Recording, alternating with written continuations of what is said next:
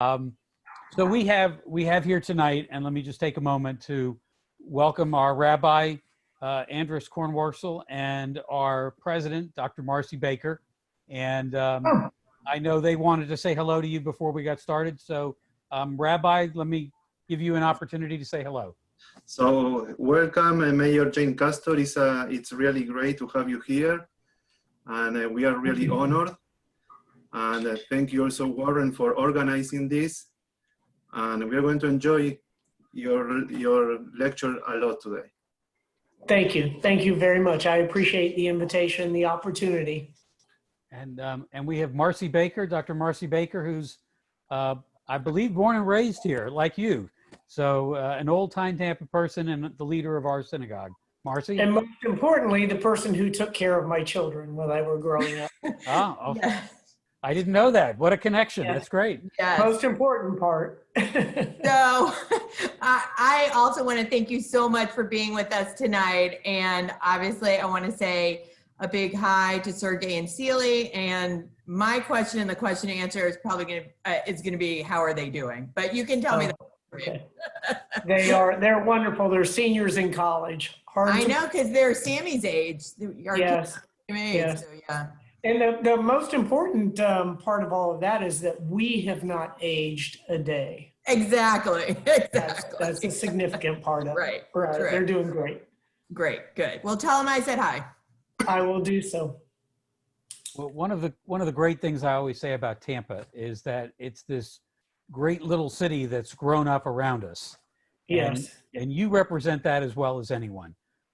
Just so I can give you a moment of introduction to those who are tuned in today.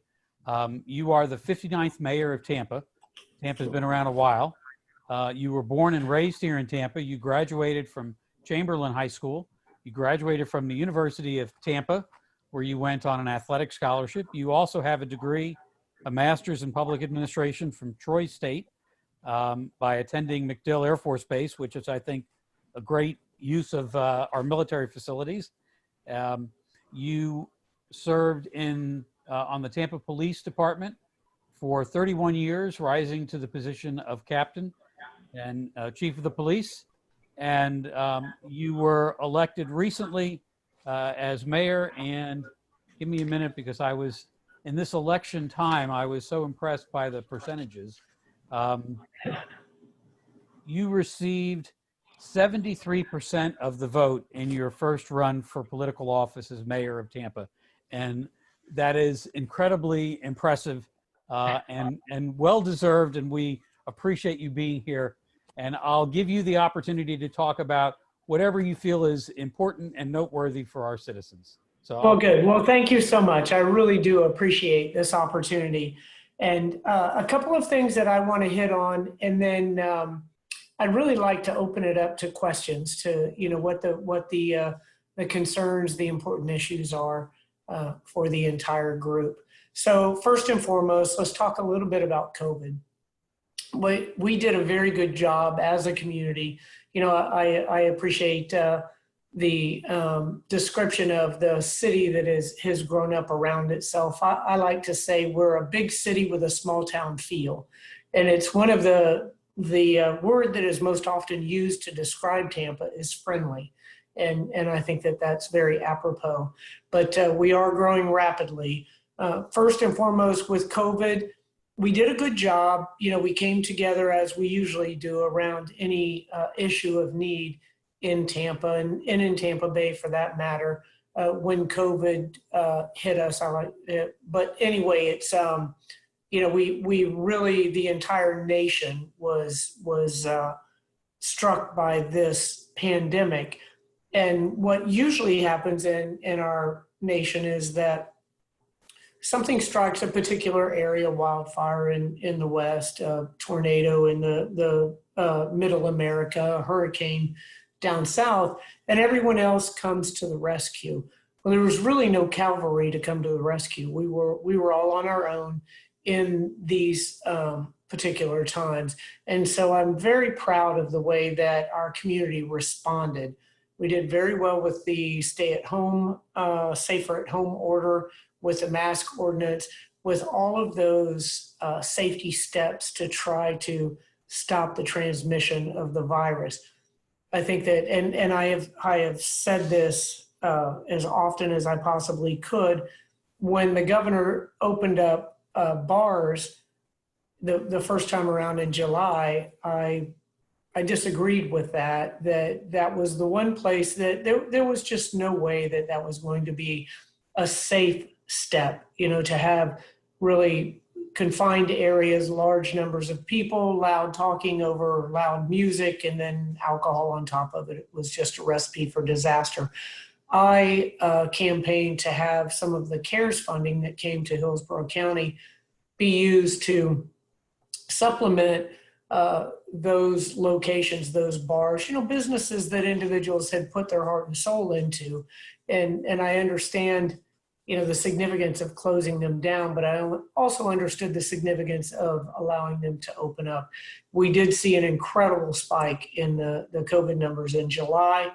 We were able to bring those back down after the bars were closed.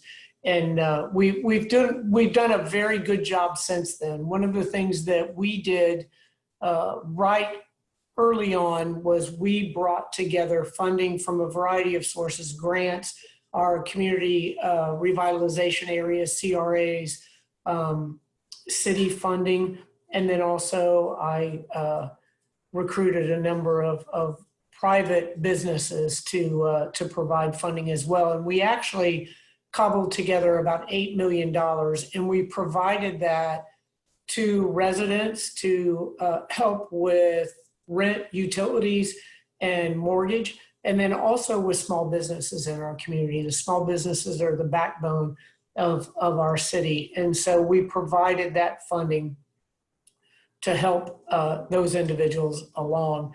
I don't know how aware everyone is of the CARES funding, but the CARES funding went to municipalities and counties that had a population of 500,000 or more.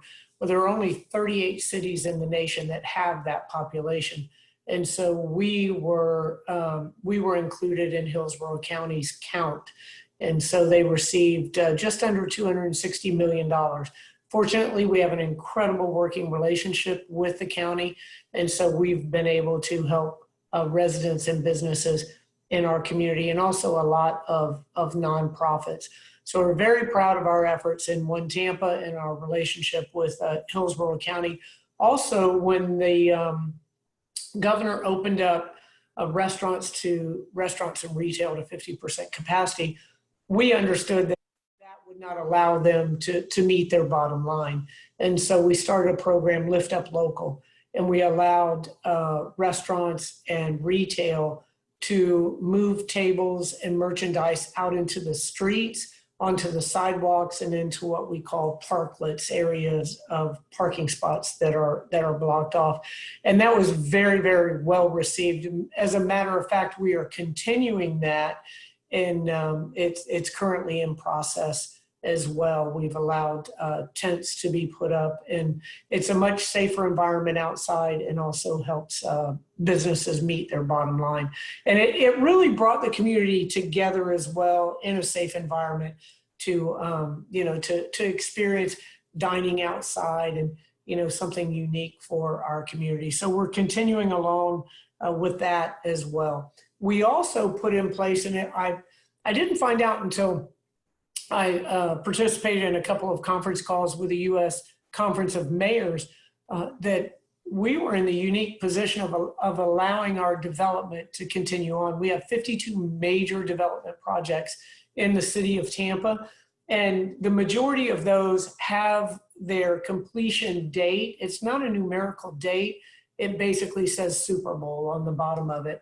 And so we put a medical protocol in place for every one of those development sites. We hired a medical director, and we had procedures where individuals had to go through a protocol of temperature questions before they could enter the development site. We had 6-foot distance separation, masks in order, hand washing stations, so forth. And I'm very proud to say that there were very, very few positive COVID cases on any of those 52 development sites. and not only are we going to be able to provide the retail space, those hotel rooms, restaurant tables when the Super Bowl comes to town, but we were also able to keep thousands of our residents employed during the pandemic. So very proud of our city and everybody that participated in that. We're in a very unique time in our community. As was said, I was born and raised here. I'm 60 years old, and I have never seen the unique opportunity for Tampa that we see currently. Historically, we have seen a lot or a particular small area come open for development, but we right now are in the process of creating entire communities. If you look at what Bob Buckhorn was able to do with our downtown core, it's very vibrant, and that is the heart of any successful community, is a vibrant downtown. We have Water Street, which is over $3 billion development. I just did a walking tour of that the other day. It is nothing short of incredible. One of the first green communities in the United States. So very, very proud of what they're doing there. Had a presentation yesterday afternoon from Daryl Shaw and some developers of what their vision is for Ybor City. And hopefully, I see the Rays jersey. Hopefully, we'll be able to include a baseball park down in the Ybor City area. But some great plans for that particular spot. Tampa Heights, with Armature Works and everything that's going on in that particular area. We were just able to receive one of only 2 build grants. And shout out for Congresswoman Kathy Castor. She is clearly born and raised in Tampa as well, but a friend to the Tampa Bay area. She was able to direct both of those build grants to our area, one to the city of Tampa and one to Hillsborough County. We have a $25 million project to put a river walk along the east side or west side of the river. We have the east side, which has really brought the downtown alive. West Tampa, we had a ribbon cutting today for the Mary McLeod Bethune-Cookman high-rise, which will be a facility for elderly residents in our community. We cut the ribbon on the Renaissance a couple of weeks ago, and there are 4 other projects that are in the works along Main Street in West Tampa. We also worked with the Planning Commission, and we have a long-term study for Main Street to provide a strategy for that to be the promenade for all of West Tampa. So very excited about what's happening in West Tampa.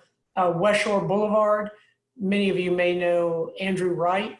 He owns Franklin Developments, and he bought all of the Austin properties and is revitalizing, repurposing a lot of those buildings. Plans for West Shore Mall as well. It's just incredible what's going on in our community. The Midtown development is phase 1. It's getting ready to open a number of the retail, hotel, and office space there. So also Uptown, which is right on the county line on Fowler. We've created a community revitalization area in partnership with Hillsborough County for that particular area out there as well. So great things happening in our community, without a doubt. There was a survey done. I did an interview with a writer from the New York Post the other day, and she pointed out that there was a survey that had been done that named Tampa as the #1 destination for businesses and individuals and families that were relocating from the Northeast. So things are looking great for our community. Although I am the eternal optimist, I will have to say that we are going to face some difficult times for the next several months. As far as the economy is concerned, the COVID numbers are creeping up. We were on a downward trajectory where we were almost to 5% positivity in Hillsborough County. and now we're creeping up. We're just below 6%. So we're better than the majority of our nation, but still an upward trajectory is good for our economy and our development, but it's certainly not good for this pandemic. And so we're working around that, but it's really going to be a difficult road ahead. We want to ensure we've put together a task force to deal with individuals that may face eviction in the coming months. We're focused on workforce development, getting individuals retrained in the workforce and placed back into jobs that will allow them to pay their rent, pay their mortgages, and whatever necessities that they have. So we are going to face some difficult times in the coming months, but the outlook for our community could not be any better. Our financial picture is very, very stable. We were able to keep our reserves at 23% with our 2021 budget. So we're very fortunate there. We're one of only 2 cities in the entire state of Florida that received AAA bond ratings on our infrastructure program, our PIPES program, which is a $3 billion infrastructure that we put in place this past year. So we're in good financial shape. We are in incredible positioning as far as our economic portfolio is concerned. We are very, very diverse. Our port is one of the best in the nation. Our airport, I don't care what anybody says, is the best in the nation and probably in the world. And we have a number of different industries. We are in the tops for our entrepreneurial ecosystem, tops in the United States. We have pharmaceutical, we have manufacturing, we have tourism. We are very, very diverse. So we're in good shape, for the future, but it's going to be a difficult path for the next few months. But I tell you, I could not be more excited for the future of Tampa and really of Tampa Bay. One of the things that I have focused on since I became mayor is that partnership on a number of areas or a number of levels with the county, with the state, with the feds, but also here locally in Tampa Bay. Whenever a company comes down, we recruit them through the EDC or through the chamber.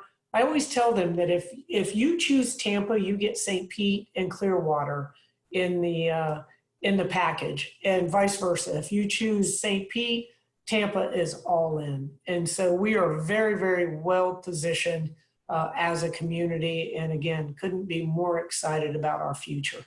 So I will open it up to any questions or concerns that anyone has, and I will be more than happy to talk about that.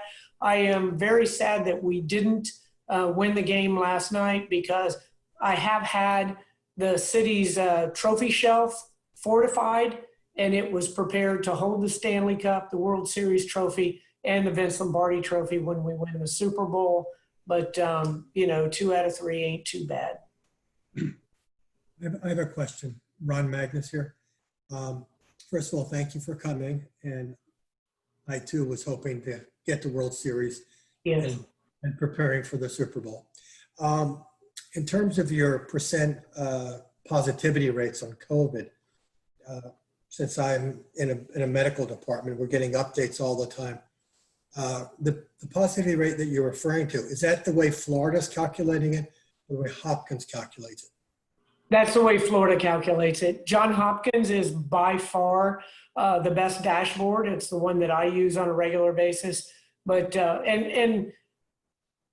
sometimes people laugh and it's not really a joke. Although it may sound as such, I say the only consistency with this pandemic is the inconsistency. With our reporting on the number of cases, the testing comes in batches, even the death rate, the way that is calculated, not necessarily in the actual deaths associated to COVID-19, but in the timing of it. And so it's the process that we've worked with from day one. And so it is not the John Hopkins data. Just for those that don't follow this every day like we do in the medical community, if a single person has it, that's a positive test. That's on the numerator. That's the top number. But the denominator, every time you get it and you have a negative test from that person, they're dividing it by more and more numbers. So the Florida numbers, and this is coming directly from the governor's office, is the Florida numbers are being divided by a lot more negatives, and therefore it was artificially pushing it down to the 3 to 4%. So it really is more than double that. And of course, people in my area of other universities and other medical schools are seeing this, and they're saying, that's not possible. You can't have, and so we're a little bit frustrated with it. But I'd rather. Another one of the issues with the COVID-19 is that our testing has decreased dramatically. Individuals are not going to the testing sites. Now it's my hope that they're going to their private physicians and being tested, and those are being factored into the data. But we don't know that. But I can tell you that the two testing sites that were set up, the first in the county, one was for West Tampa at Raymond James Stadium, and the other one East Tampa at Lee Davis Center on 22nd. And the number of testing it at all of the sites throughout the county has decreased dramatically. Thank you. There is a question. Bob, do you have a question? Yeah, Mayor Castor, Mayor Buckhorn addressed this group a few years ago, and he said, and I will quote him directly, "Don't tell anyone, but the Rays are coming to Ybor City and using our money-losing garages as an incentive." What was the incentive? I missed that. The money-losing garages in Ybor City. Oh, To get okay. them off the books and to get the deficits off the books and to give them the incentive to come. That's interesting. We haven't got those garages, well, not off the books, but we've dealt with that. But as I said yesterday, we had a presentation by Daryl Shaw, who owns the land where that stadium is positioned to come to. One of the things that I appreciate Bob Buckhorn for a number of reasons, an incredible individual. But I appreciate his enthusiasm with the stadium, and I share that enthusiasm. I don't think that the Tampa Bay area wants to lose the Tampa Bay Rays. And so if there is a way that we can finance a stadium in the Ybor City area without burdening the taxpayers, then we will get it done without a doubt. But it's a difficult path to travel. It's difficult negotiation and unique times too. We can look at Opportunity Zone, we can look at CRAs, we can look at a number of different avenues to investigate that weren't available in the past. But after the Raymond James Stadium, I think that the appetite for taxpayers in Tampa and in Hillsborough County to pay for a sports stadium is pretty much non-existent. But I share your enthusiasm and also my good friend Bob's enthusiasm for a baseball stadium in Ybor. My question is that if the lease in St. Petersburg were over tomorrow, the team would be gone. So the question is, what is it that you are doing? What is it that you can do? And in extension, what is it that others can do to try to keep the Rays here? Because I think we're naive in light of the success the team had this year. The team is staying. Right now, as I said, if that lease was over, they would be going. Yes, if that lease was over today and they had to pack their bags tomorrow, clearly they wouldn't stay in the Tampa Bay area. I can tell you, because we wouldn't have a stadium. I can tell you that their desire is to stay in the Tampa Bay area and specifically in the city of Tampa. And I've had several since being elected as mayor. I've had several conversations with a number of different entities, groups, individuals, including the Rays, about the stadium and also about the split season. And they are committed to that, and they believe that that is the future of baseball. A lot of individuals ask me about the potential for success with a split season. And my response is that's the Rays' question to answer, because they ultimately are a business. And if it isn't financially feasible for the split season, then I don't think that they would be exploring that to the extent that they are. So we're going to do everything that is possible to keep the Rays here in the Tampa Bay area. We're too big of an area, too big of a city to lose a major league sporting franchise. But I can also tell you that there's a number of other cities that want them. Montreal wants them full-time. Vegas wants them. There are a number of cities that want the Rays. But Nashville and Charlotte. And I can only tell you that that's what Seattle said when the Sonics picked up and moved to Oklahoma City.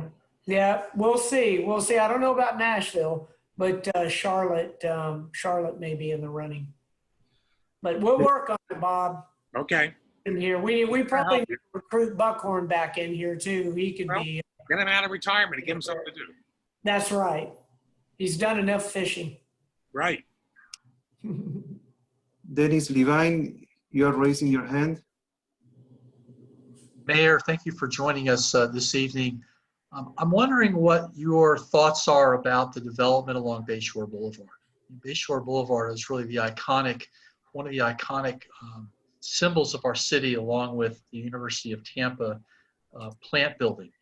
And it seems to me that we are losing the character of Bayshore Boulevard with the continued development of condominiums along Bayshore. What is it that you— Now a private club. And yes, and now a private club serving alcohol. What is it that you, as mayor, can do to keep the character of Bayshore Boulevard the way it is and not let it develop into something that is just really a corridor of condos? Well, I don't think that we will ever lose the character of Bayshore, and the number of private residences that are along Bayshore are not going to go away, to be replaced by huge condominiums.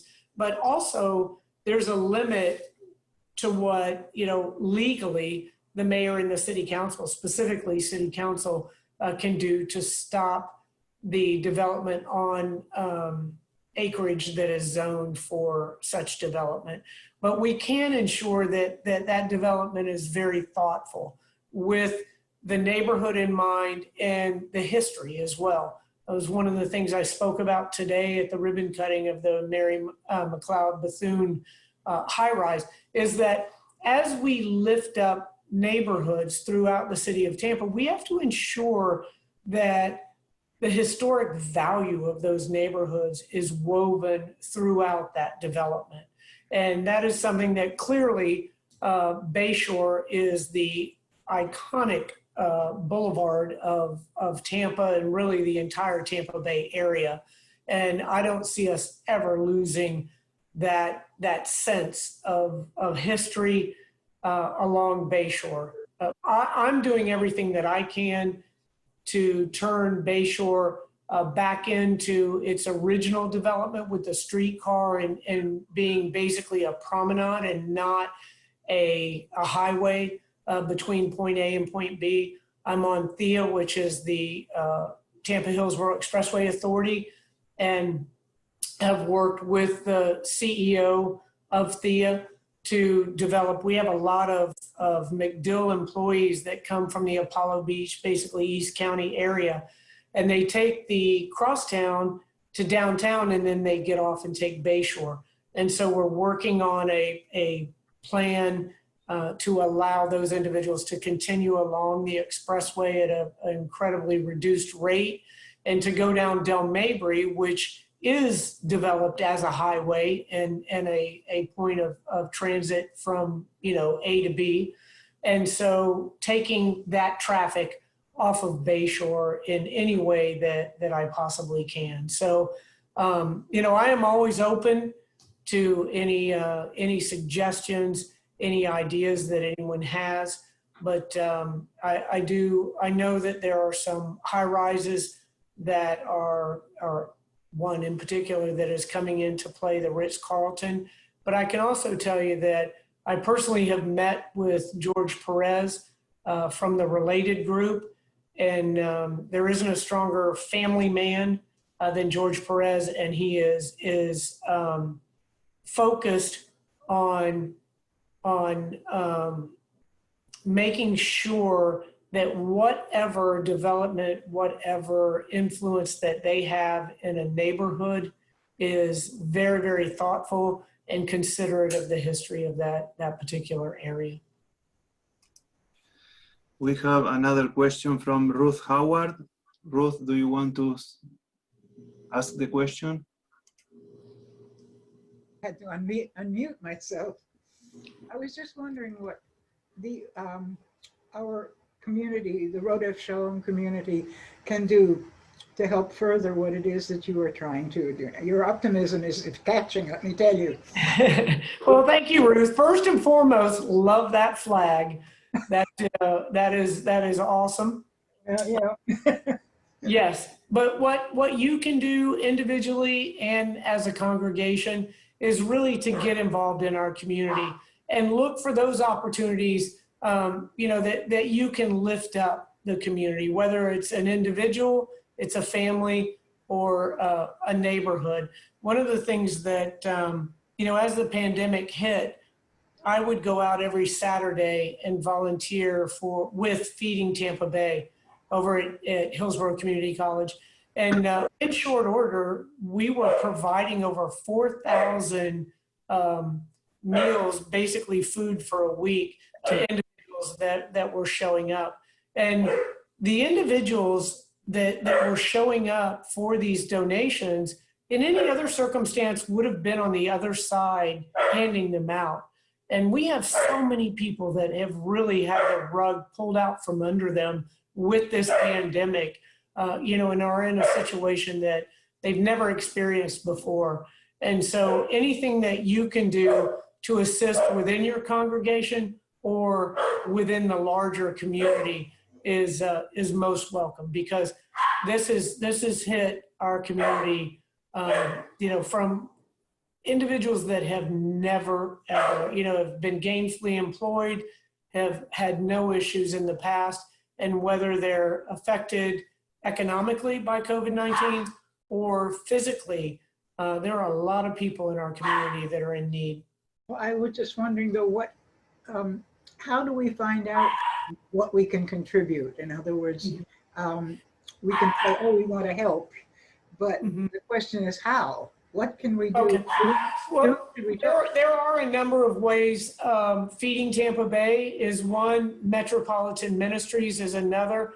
I can tell you a couple of organizations that are near and dear to my heart.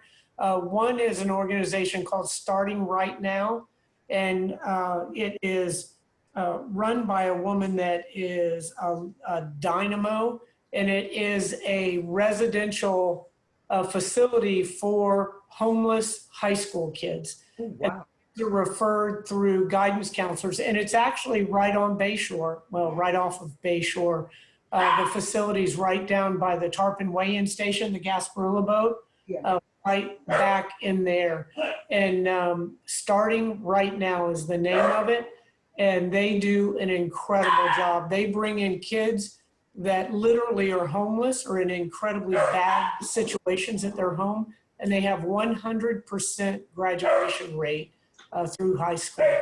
So there are just a number of very worthy organizations that are doing great things in our community. Oh, Starting Right Now? Organization that I help out whenever I have the opportunity in events and monetary donations is an organization called Men of Vision.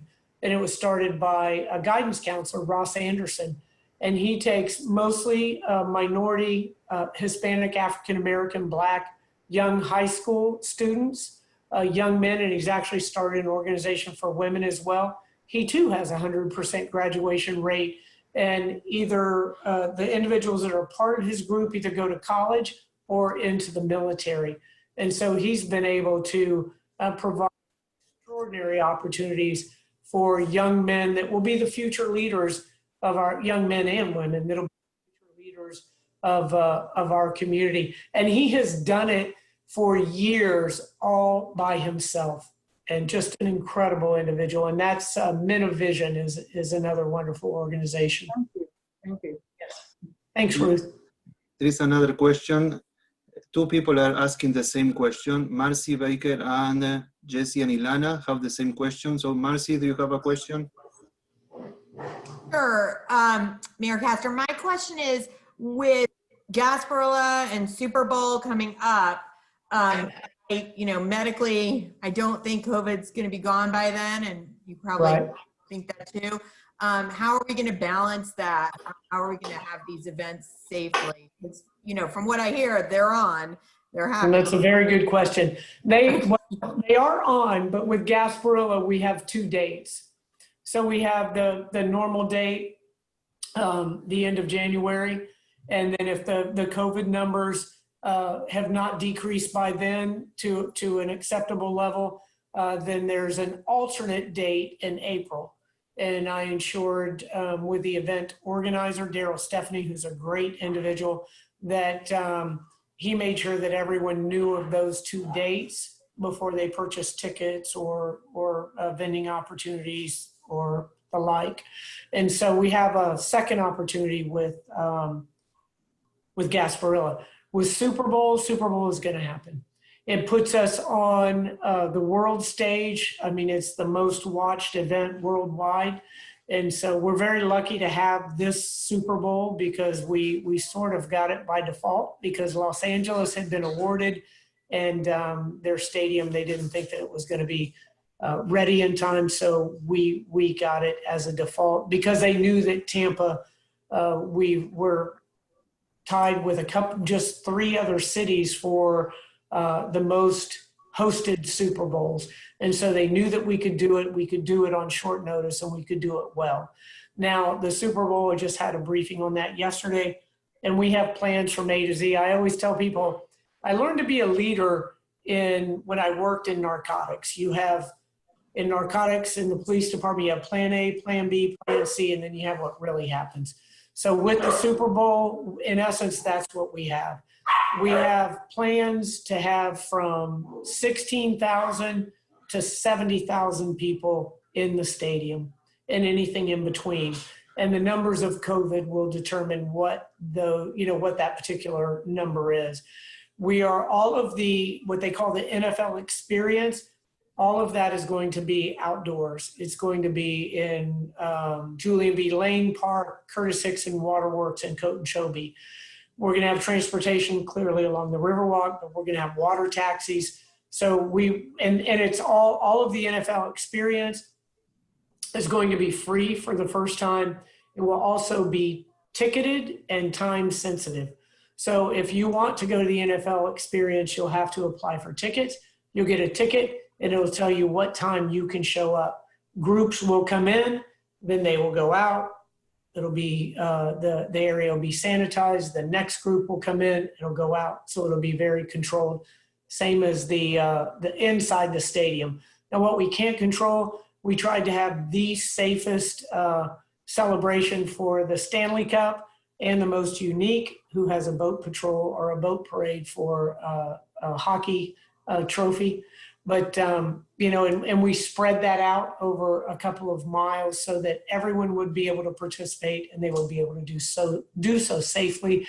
And clearly we did have some individuals that were crowded in, but we're going to do everything that we can to ensure that the Super Bowl is safe. As I said before, it's going to put us on the world stage, which is always a benefit. But my hope is that we can benefit economically. So many individuals, I said before, the completion date is not numerical. It says Super Bowl. And so there are a lot of businesses that are counting on that economic boost from the Super Bowl. It'll be the telling portion will come in the next week because all of the Super Bowl is a corporate event. and the commitment to the hotels and the businesses has to come by the end of October. And so we will find out, how many companies, corporations are going to be committed to the Super Bowl and will be here. And I hope we're in a position that we can make it the best ever. We want to put on the best ever Super Bowl, and clearly it's going to be under the most difficult of circumstances, but I still hold out hope. Thank you. Thank you very much. We have another question coming from Joyce Carpey. Joyce, you need to unmute.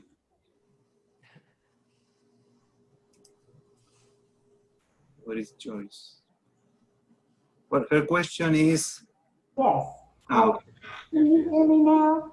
Yes. Yes. Okay. I am concerned about something you mentioned, low-cost housing, and where are these people who are going to be bounced out of their rentals because they can't pay the rent? Where are they going? Mm-hmm. Well, we have a number of solutions, but they clearly won't come in time. We are behind on our affordable and workforce housing. I have a commitment to provide 10,000 units, affordable and workforce, by 2027. But we are working as quickly as we possibly can. As I stated, meeting with George Perez from the Related group, which is out of Miami. They're opening a headquarters in Tampa as well. They are the developers of the Ritz-Carlton on Bayshore, but they're also the developers of all of the affordable and workforce housing along Main Street in West Tampa. Where they're going to go is everywhere in the city. We are going to ensure that every neighborhood incorporates all levels of housing, of job skills, opportunities, and ensuring also that we meet the transportation needs of all of those neighborhoods. We're looking to ensure that we have workforce and affordable housing available in all of our neighborhoods so that individuals, if they choose, can literally walk or bike to work. So you can take that expense of a car and car insurance off of your budget, and you can put that money towards housing. But we have a number of programs. We're currently putting together we've identified all the lots in the city that have a lien on them, and they aren't homesteaded, which means there's some type of investor owner position. And so we are looking to foreclose on those lots, and then we are going to bundle those lots and provide them to developers to provide affordable housing.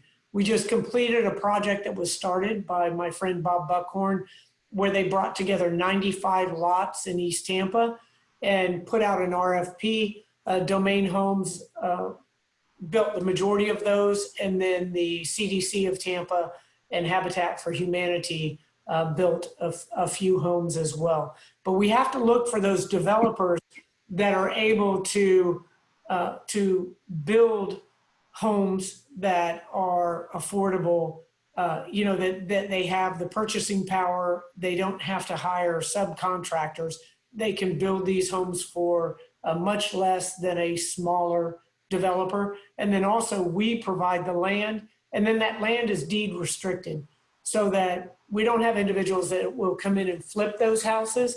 Ooh. Now, when you look at building wealth, building family wealth, it's done through home ownership. And so these houses are made available to families, and they have to stay in them for a number of years before they're able to sell them and to see a profit off of that. And so we've got some pretty grand plans in place. We're taking best practices from other areas, and we're excited about the future, but we definitely know that we are behind the 8 ball. We're looking for everything. We're looking at tiny homes. We're looking at single family housing. We're looking at, high-rise developments, multi-family units. We're looking at every housing possibility we can find.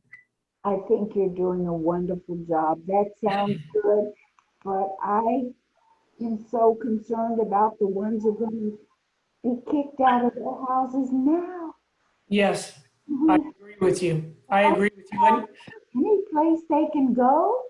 Yeah, well, there's another area that we're addressing as well. A lot of the social services, I think everybody on the call may be aware, social services for the most part are handled by the county. The city gives the county funding and they handle things, they handle homelessness, they handle the responses to mental health, they handle a number of different social issues. But as many of you have seen as you travel around Tampa, I live in Seminole Heights. I've been here since I was 21. And just about every neighborhood in our community has seen an uptick in the number of homeless individuals residing in neighborhoods. And so we aren't waiting on the county. The county is doing the best that they can, but we have worked with Catholic Charities and a number of other groups, and we have a plot of land that we hope will be opened up before Thanksgiving, and we'll be able to house and serve with wraparound services up to 300 homeless individuals. And so that's not the answer, but that's one piece, that's one part of the puzzle. So we're going to come at this from a number of different directions, but it's one of my main focuses.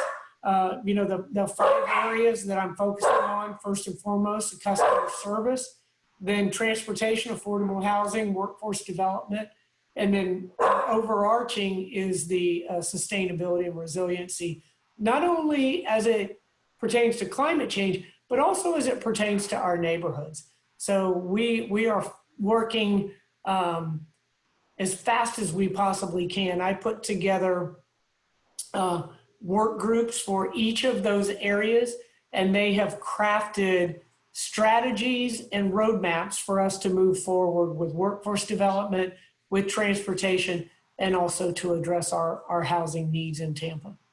Thank you so much. You're a blessing. Oh, well, thank you, Joyce. I appreciate that. Thank you very much. Don't forget, Mayor Castor, that we had a Super Bowl during the first Gulf War. So I think it was Super Bowl during COVID. Yes, I remember. I actually worked all of them. I went last year to the Super Bowl in Miami, and that was the first Super Bowl that I actually attended that I didn't have to work it. So I'll be working the next one too. So I'll be a pleasant experience, I can tell you. That's right. It is. It's a great experience. Oh, and let me tell you too. So it's great for us to have those, those big events, the Super Bowls, the WrestleMania, those types of large events. But I'll also let you know, I just attended an event this evening for NCAA events. We make pitches for those events. And we made a pitch for the women's Final Four basketball, for the men's Final Four hockey, women's Final Four volleyball, and the first and second round of men's Final Four basketball. And we were very hopeful that we would get a couple of those. We received every single one of those events in 2025 and 2026. Actually, 2023 is hockey and I think volleyball too. 2025 for women's basketball, 2026 for men's basketball. So this is a great city. We do things well, and everybody feels that sense of community that we have when they come here for conventions, for events, and they want to come back. That's Rob Higgins doing right there. Rob Higgins and Claire Lessinger are nothing short of amazing. And I have told Rob several times that I have nailed his shoes to the floor. He cannot go anywhere. That guy, both of them, he and Claire are an incredible team. He helped me bring the World Jump Rope Championships to USF. There you go. Jump rope to Super Bowl. He does. Oh my. Do we have more questions for the mayor? I have a question. Are there any other professional teams that are interested in Tampa? Well, I went, you know, a lot of people, which I must admit, I didn't know either. We house the world headquarters for Ironman triathlons. And we also house the world headquarters for professional soccer. And so they're over, they have the soccer group has their headquarters over on West Shore. I went and visited them. And we have an office dog, Dessa, that's who you're barking in the background. And I took her with me, and she promptly ate most of the soccer balls that they had in the office. I'm like, I hope those weren't special. But anyway, they're looking to bring, we have the Rowdies. Also, the Rowdies this Saturday are playing, I believe, for the championship as well. But they're looking to bring professional soccer to our community as well. Basketball, you know, that's my heart. I went to college on a basketball, volleyball scholarship, but I don't see us getting professional basketball because Orlando's just too close. But we need to make sure we keep baseball. And then, you know, if we could get soccer is clearly a fast growing sport as well.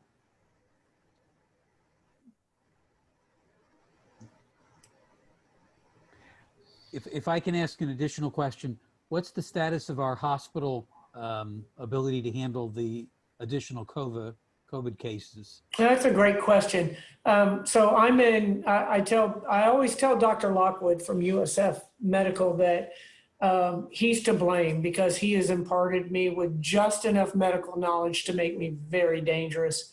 But I'm in what you know, the hospitals are in competition, they're businesses.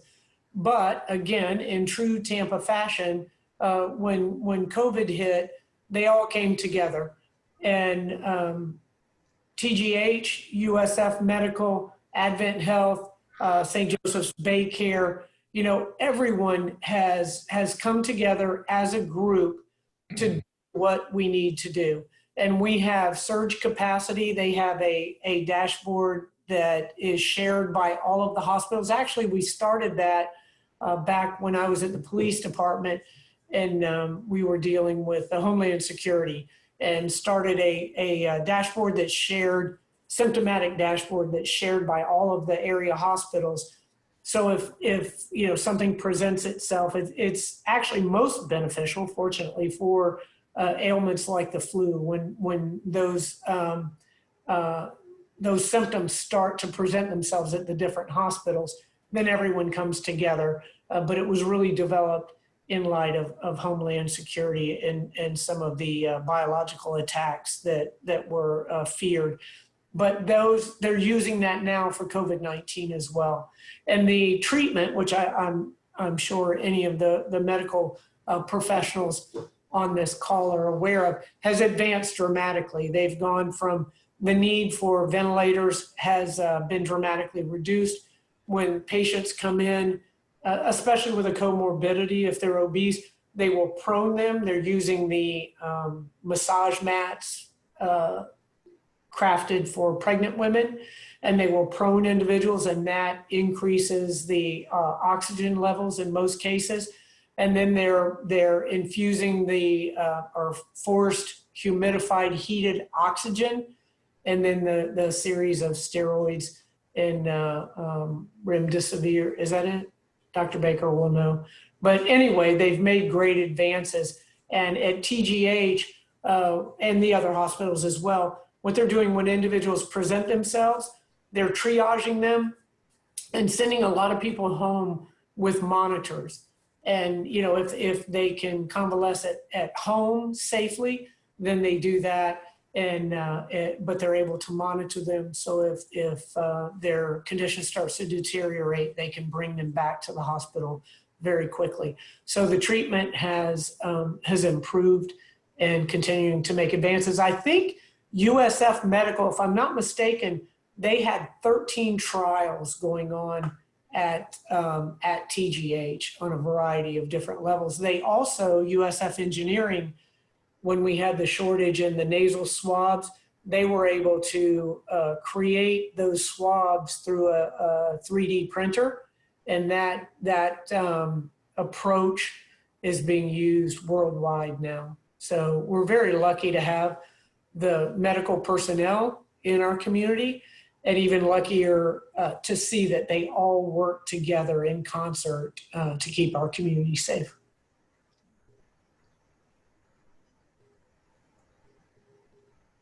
Can I ask the mayor a question? Go ahead. Tomorrow's a very busy day for Tampa. You got both the president and Vice President Biden coming to town. How are you going to be able to handle this? Yeah, that's one of the things that I did that for a lot of years too. I did dignitary protection for 6 years, and we've got it down. So we'll be able to handle that. The biggest concern usually is the traffic, and clearly with the president, the security is much tighter than it is with the former vice president. Not that either is more important than the other, but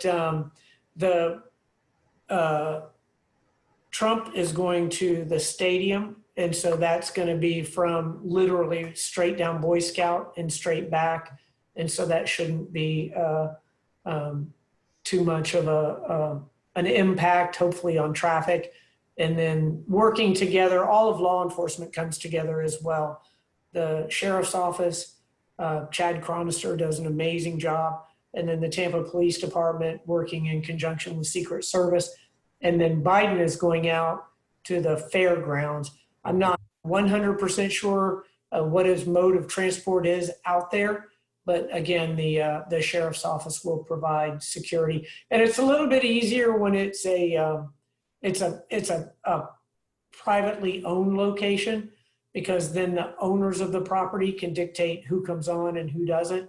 When it's public, for example, the convention center, it's a little more difficult because it's publicly owned and it's open to the public. And so there's not much we can do about it. But it is a heavy lift, but the law enforcement, they're used to doing that. Okay, are they not overlapping in time? I don't know. I know Biden's supposed to come at 6:30. I'm not 100%. I had Craig Latimer. I do a Facebook every Wednesday afternoon, which I'm quite certain everybody tunes into every Wednesday. But today I had Craig Latimer on, and it was really fascinating. We're lucky to have him too. He's an incredible supervisor of elections.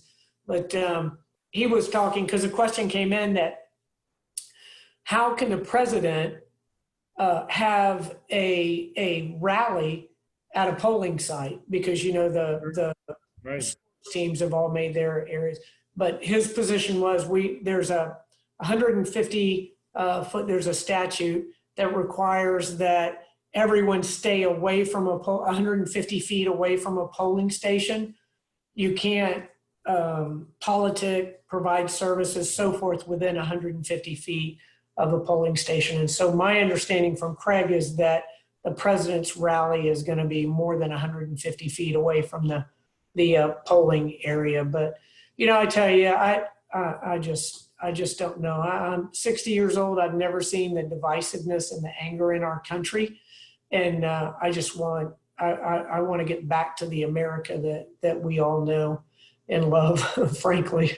Yeah, we just hope that once the election is over, we can go back to our normal and the fighting just doesn't continue for another 4 years. Because he may run Right. the winner. I agree. I think that a decisive win, would tamp down a lot of that discourse. But, you hear that going around, that you're already hearing, well, if I don't win, it's going to be cheating. So I hope I don't anticipate we'll have issues here. One, because in the state of Florida, we're allowed to count, the election supervisors are allowed to count all of the early votes. And so when the polls close, they're able to provide those numbers in short order. So it won't be days before we know our numbers in Florida, unless they're incredibly close. So that, coupled with the fact that we don't have an open carry law, so we can't have individuals showing up with assault rifles at polling sites and so forth, that's going to happen in other communities around the nation, which really is a very sad commentary on our current situation. But I am looking forward to Election Day, and I just hope we can get back to a sense of normalcy. Yeah, thanks for answering my questions, Mayor. You're welcome, Jack.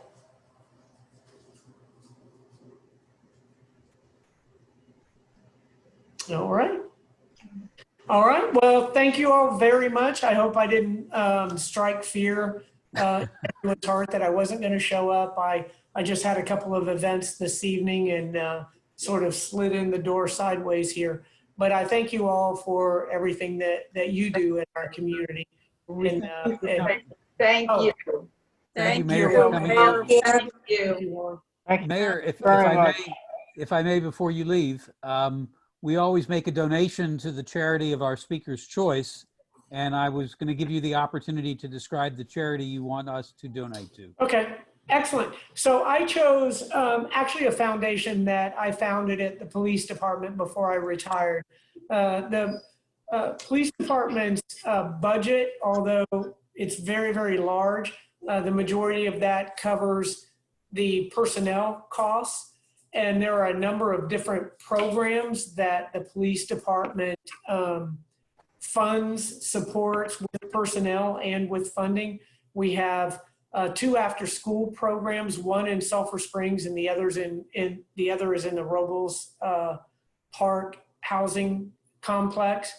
And both of those have a police officer that works in them and a number of volunteers that come in and tutor kids in the area and also provide them with meals. We do summer programs, keep them engaged in constructive activities. Actually, the officer that works in the Sulphur Springs Ridge House actually grew up in that program. No one in her family has ever graduated from high school. Went to college, became a police officer, and now she works at that particular location. We have the Police Athletic League, after-school programs. We have officers that are mentors, Big Brothers, Big Sisters, a program, Bigs in Blue. We have the largest number of officers in the nation involved in that particular program. And we also have a number of other mentoring programs. We have a Young Citizens Academy that we put on every year for a week as soon as school is out. And we bring a lot of kids that are really at that fork in the road. They could choose either path. And they come in and they spend a week going through the police department and all of the functions. And at the end of that, these are a lot of kids that really get drug into this program. And at the end of it, several of them get up and say that they want to become police officers because they see the opportunity to serve their neighborhood. So we have a number of different programs, and Rise Tampa is a foundation that I created to provide the funding for those programs and also funding for training and equipment that is not incorporated into the police budget. So that is the charitable organization that I chose. And I thank you all for the donation. You're very welcome. Thank you again. All right. Thank you all. You have a wonderful night. And thank you again, Dr. Baker, for keeping my kids healthy. Good seeing Thank you. you. Tell them I said hi. Thank you so much. I will do so. Y'all take care. Bye-bye. Good night. Bye-bye. Okay, Thank Cantor. you, Warren. Thank you, Warren. You're Warren. welcome. Thank you. This was wonderful. She's a great addition to our community. We're Oh, very yeah. She was a fortunate and blessed. Yes. We are so lucky to have her. Absolutely. Thank you, Warren. Thank you, Warren. You're welcome. You're welcome. Yes. Thank you, Warren. Thank you. Yes, thank you. So